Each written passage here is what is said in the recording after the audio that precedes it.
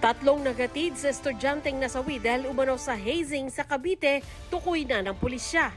Members po sila ng fraternity na kinabibilangan po nung suspect at saka nitong recruit nila. Hustisya, sigaw ng pamilya. Yung nakakasakit na damdamin talaga po. Yung nilagay nila ng sili yung dito, yung butas niya po rito sa ano. Sa gitna ng pangambang sumipa ang presyo ng petrolyo dahil sa krisis sa Middle East, Pangulong Marcos hihiling daw sa Kongreso ng kapangyarihang bawasan ang excise tax sa langis.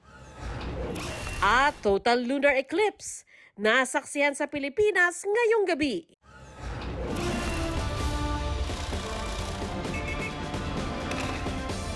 State of the Nation. 11:05 ng gabi pagkatapos ng Never Say Die.